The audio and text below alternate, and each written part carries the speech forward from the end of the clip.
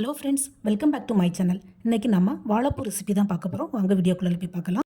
அதுக்கு முன்னாடி நம்ம சேனலில் ஃபஸ்ட் டைம் பார்க்குற வீடியோஸ் ப்ளீஸ் சப்ஸ்கிரைப் பண்ணி வச்சுக்கோங்க. அப்போ தான் போடுற வீடியோஸ் எல்லாமே மிஸ் ஆகாம உடனே உங்களுக்கு நோட்டிஃபிகேஷனில் வரும். எனக்கு மும்பையில் பார்த்தீங்கன்னா நம்ம ஊர் மாதிரி ஃப்ரெஷ்ஷான வாழைத்தண்டு ஃப்ரெஷ்ஷான வாழைப்பூலாம் கிடைக்காது. கொஞ்சம் வாடினது தான் கிடைக்கும். ஸோ நான் வாங்கின உடனே உறுத்து வச்சுட்டேன்.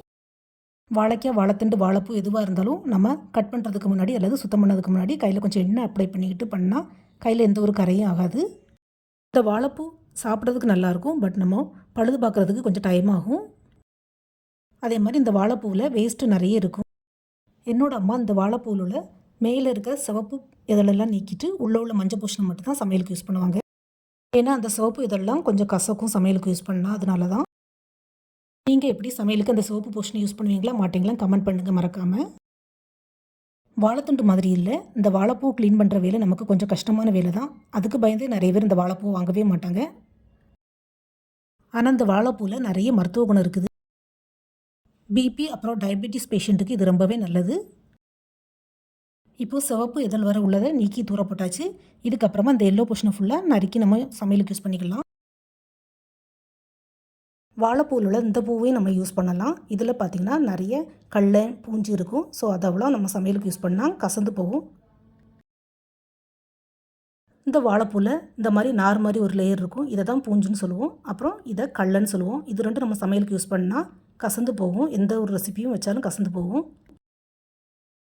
நீங்கள் உங்கள் ஊரில் இந்த பூஞ்சி காளானுக்கு என்ன பேர் சொல்லுவீங்கன்னு கமெண்ட் பண்ணுங்கள். ஸோ பூவில் உள்ள இந்த போர்ஷன்லாம் நம்ம நீக்கிட்டு தான் சமையல் பண்ணணும். பாருங்கள் ஃப்ரெண்ட்ஸ், ஒரே ஒரு வாழைப்பூவில் எவ்வளோ கழிவு வந்திருக்குதுன்னு. இந்த வாழைப்பூவை பொறுத்த வரையிலும் நமக்கு இதை க்ளீன் பண்ணுறதுலேயே அவ்வளோ நேரம் ஆயிரும். எனக்கும் அப்படி தான் இந்த வாழைப்பூ சாப்பிட்றதுக்கு ரொம்பவே பிடிக்கும். பட் க்ளீன் பண்ணுறதுக்கு சுத்தமாக பிடிக்காது. உங்களுக்கு எப்படின்னு கமெண்ட் பண்ணுங்கள் ஃப்ரெண்ட்ஸ். இப்போ பழுது பார்த்து இந்த வாழைப்பூ அவ்வளோத்தையும் பொடி பொடியாக கட் பண்ணி எடுத்துக்கலாம்.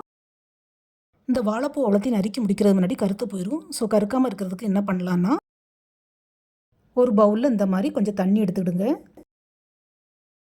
அதில் ஒரு அரை ஸ்பூன் போல் தயிர் சேர்த்து நல்லா மிக்ஸ் பண்ணி விட்டுக்கோங்க. இதில் நம்ம நறுக்கின வாழைப்பூ அவ்வளோத்தையும் போட்டு வச்சா சீக்கிரமாக கருத்தும் போகாது. ரெசிபியும் நல்லா ஃப்ரெஷ்ஷாக அழகாக இருக்கும். இந்த தயிருக்கு பதிலாக தண்ணி கூட பழைய சாதம், அதாவது நேற்று வடித்த சாதத்தில் உள்ள தண்ணியை கூட ஊற்றி வச்சாலும் கருக்காது. இப்போ இந்த வாழைப்பூவை ஒரு 2-3 தடவை நல்லா வாஷ் பண்ணி எடுத்துக்கலாம். இப்போ கேஸ் ஸ்டவ்வில் ஒரு கடாய் வச்சு அதில் கொஞ்சமாக எண்ணெய் ஊற்றிக்கலாம். எண்ணெய் சூடானதும் நம்ம கழுவி வச்சுருக்க வாழைப்பூவை சேர்த்து லைட்டாக வதக்கி விட்டுக்கலாம். வாழைப்பூ லைட்டாக வதங்கினா போதும். வாழைப்பூ லைட்டாக வதங்கி சுருண்டு வந்ததும் அதில் கொஞ்சமாக தண்ணி சேர்த்து வேக விட்டுக்கலாம். இந்த வாழைப்பூ தண்ணி நிறைய ஏற்காது. ஸோ தண்ணி நிறைய ஊற்ற வேண்டாம். அது கூடவே இந்த வாழைப்பூவுக்கு தேவையான உப்பு சேர்த்து வேக விட்டுக்கலாம்.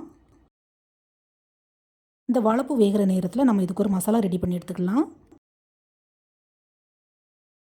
ஒரு பிளெண்டர் அல்லது மிக்ஸி ஜாரில் கொஞ்சமாக துருவின தேங்காய், ஒரு 2 to 3 சின்ன வெங்காயம் ஆட் பண்ணிக்கோங்க ஃப்ரெண்ட்ஸ், அப்போ தான் நல்லாயிருக்கும். அது கூடவே ஒரு மிளகா வத்தல், ஒரு அரை ஸ்பூன் போல் சீரகம், கொஞ்சமாக மஞ்சள் தூள் சேர்த்து கொரகொரப்பாக அரைச்சி எடுத்துக்கலாம். தண்ணி எதுவும் சேர்க்காமல் இந்த மாதிரி கொரகொரப்பாக அரைச்சி எடுத்துக்கலாம். இப்போ வாழைப்பூவும் வெந்து தண்ணியும் நல்லா சுண்டி வந்துடுச்சு. இந்த ஸ்டேஜில் நம்ம அரைச்சி வச்சுருந்த மசாலாவை இது கூட சேர்த்துக்கலாம். தேங்காய் பூ மசாலாவை சேர்த்து நல்லா மிக்ஸ் பண்ணி விட்டுக்கலாம். தேங்காய் மசாலா வாழைப்பூவோடு சேர்ந்து தண்ணியெல்லாம் நல்லா சுண்டி வந்ததும் நம்ம கேஸ் ஆஃப் பண்ணிடலாம். ஃப்ரெண்ட்ஸ், நிறைய பேர் இந்த வாழைப்பூ துவரனுக்கு தேங்காய் ஆட் பண்ணாமல் பண்ணுவாங்க. பட் தேங்காய் ஆட் பண்ணி பாருங்கள். இந்த வாழைப்பூ துவரை செம்ம டேஸ்ட்டாக இருக்கும்.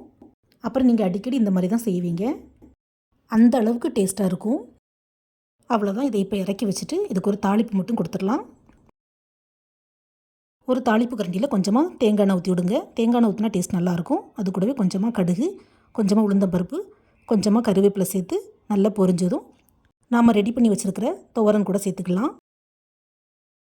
நீங்களும் கண்டிப்பாக வீட்டில் இந்த வாழைப்பூ துவரனை ட்ரை பண்ணி பாருங்கள். இந்த ரெசிபி வீடியோ பிடிச்சிருந்தா மறக்காமல் நம்ம சேனலை லைக், ஷேர் அண்ட் சப்ஸ்கிரைப் பண்ணுங்கள். தேங்க்ஸ் ஃபார் வாட்சிங்.